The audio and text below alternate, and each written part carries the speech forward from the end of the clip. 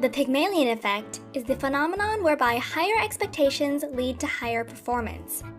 It can be best understood by a circle, where our beliefs about another person's abilities influence our actions toward the other person. This action has an impact on the other's beliefs about themselves.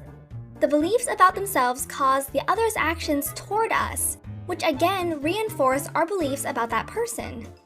And so on, and on, and on. Let's look at an example and start with your beliefs. Imagine you are the coach of a basketball team, and you observe your team on the first day. Chris and Joe are new members of your team. Chris reminds you of a famous player. Joe reminds you of an annoying boy from your high school years. Unconsciously, you decide what to expect of each one of them.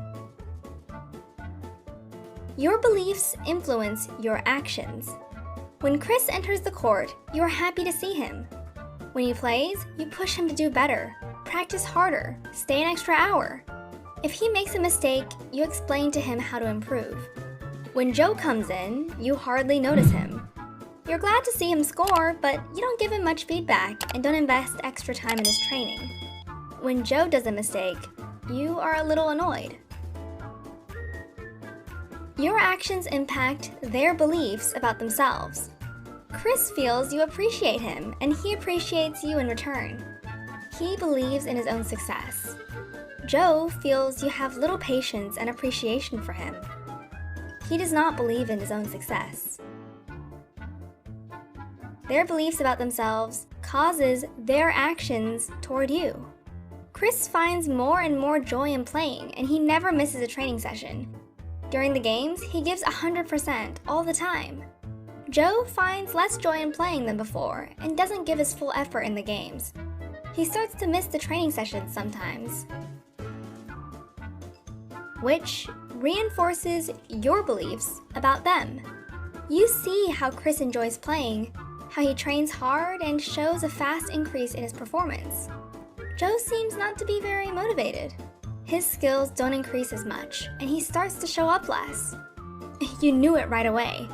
Thank God your instincts were right. The Pygmalion effect is also known as the Rosenthal experiment, named after a research of Robert Rosenthal at Harvard.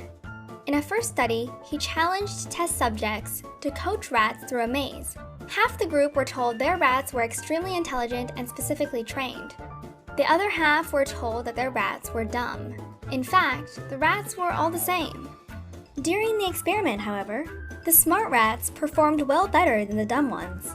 This showed how the expectations of the coaches influenced even the performance of rats. Rosenthal then did the Pygmalion in School study together with Lenore Jacobson. At the beginning of the school year, a group of elementary school teachers were told that some of their new pupils had extraordinary talent and potential.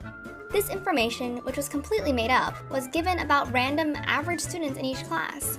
All students had done the IQ test in advance. By the end of the year, the students that were described as more talented had significantly increased their performance in the IQ test compared to the rest of the class. Robert Rosenthal concluded, "When we expect certain behaviors of others, we are likely to act in ways that make the expected behavior more likely to occur." What do you think about this theory?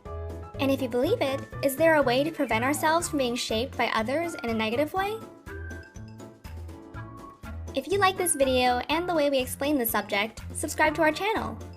We try to explain complex subjects in simple language and cartoons to support students all around the world in their learning.